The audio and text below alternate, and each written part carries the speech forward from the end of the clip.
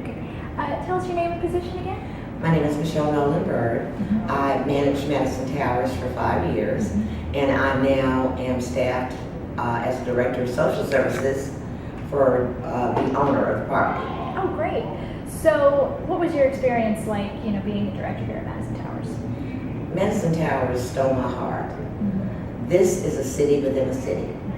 The residents are caring, regardless of their background, regardless of their temperament. They have a sense of team. They also have a sense of love. And sometimes it's a different kind of love than what you or I might think about. Yeah. Any favorite moments or particularly special interactions that you remember of your time here with the residents? The special interaction for me was just the day-to-day basis. There was always a conversation. There was always something going on. There was never a dull moment. I remember one of the residents who was experiencing a really bad attack and came down, and she ended up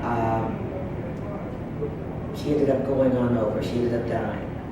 And when that happens in a building with seniors and disabled, then it brings to mind to everyone, including myself, that this could happen at any minute.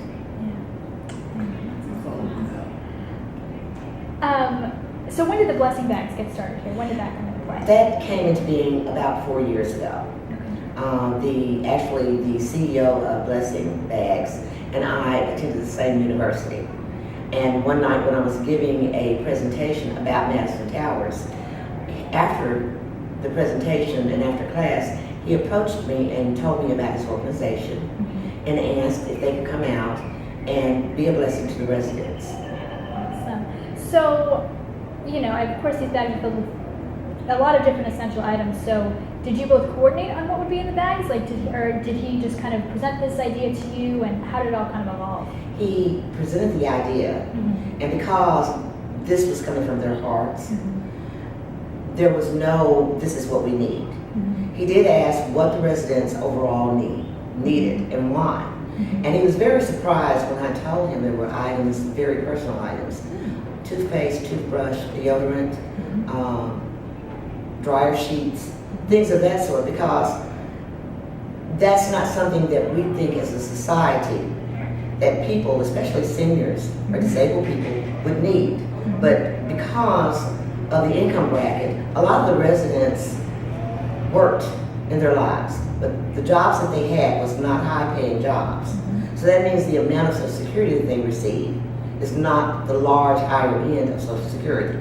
A median for the building would be about $576, and 30% of that would go to their rent, which includes their utilities. So whatever the balance is left for food, and usually food stamps for a senior will be anywhere from $16 to $71 a month, and that's across the nation. And then you take that amount just for them to eat each week, deduct the amount that they pay with Medicaid A and B, which can be anywhere from $1.50 to $9. That leaves virtually nothing for them to have for soap, toiletries, any kind of thing that we would you and I would look at as a daily necessity. Right. It now becomes, for people that have aged out in our society, a luxury. Yeah, absolutely. So, tying into those statistics and, just kind of the numbers that you were just talking about, how do these bags kind of just help them in daily life and help combat those financial setbacks? The first thing that I tell you is that when this organization comes into the building, they come in with such a grace of goodwill, so much love, so much openness. And the residents are excited because a lot of them don't have families that visit.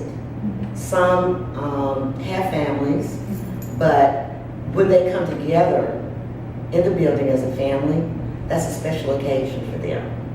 And then when they start, anyone, even myself, if you give me a gift I'm excited when I start to open it. And so they're no different from anybody else. That's awesome. So how have you seen it, you know, you kind of were addressing this, but how have you seen it impact them, you know, in daily life, but also emotionally? What's the impact, long-term impact been for this project? The long-term impact is that whenever you do something kind for someone, even the person that has the hardest heart is touched by it. And one of the things that I noticed, if a resident has an overabundance of something, then they will share with another resident. There's not to date been enough to give every resident something, but I've watched the residents that have received share with the ones that did not get anything. And that to me is such a relationship builder. Yeah, absolutely.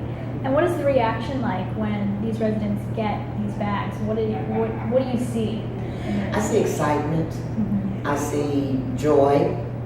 I see a gratefulness. Yeah. The residents are good people from all backgrounds, and they receive with such a humbleness that it touches your heart. Absolutely. And what do you want to say to the people who donated their time and their money and their efforts to put these bags together? The first thing I would say is thank you so very much. We think sometimes that what we do are small things, but those things that are small to us can be just overwhelming for someone else. So from my heart to yours, thank you. And what do you want to say to people who are considering donating or don't know much about the project and want to get involved? What do you want to say to them to let them know how important this is? What I'd say to them is most of us have an abundance. We have more than we will need. Toothpaste at Walmart is the cheapest that you can get is probably $3. If you're moved to give, then understand that the people here that are receiving it are not receiving it thinking that they should receive it. They're touched by it. The other part of it is, you know, the Bible tells us when much is given, much is required. And a lot of us in society, have been given much.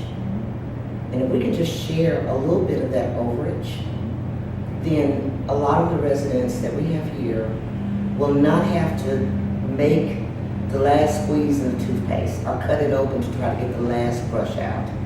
They will not have to worry about, well, if I buy a bread this week, I won't be able to buy dryer sheets to dry my clothes. Things that we do for each other in this society in this day and age, they're very important when we give from our hearts. Absolutely. And what makes this project or this cause different from other charities that you've been involved with, or just in general? One of the things that I found out about Always Giving Back, because I had to vet them before allowing them to come in and service our residents, they dedicate almost 100% of their donations back to the community. They also work out of their homes, a lot of times putting these bags together, trying to get people to donate. And there's not an amount of money that you can attach to someone that doesn't have set hours, that are always in a mode of asking someone to come alongside and support. So I would say to them, God bless you. Well, awesome. Well, is there anything else you'd like to add or want people to know or want to say? Only that as a community, we have a lot of people that need. But if the people that are viewing this will just dedicate themselves to this charity, then that's one need that we can cross off. Wonderful. That's great.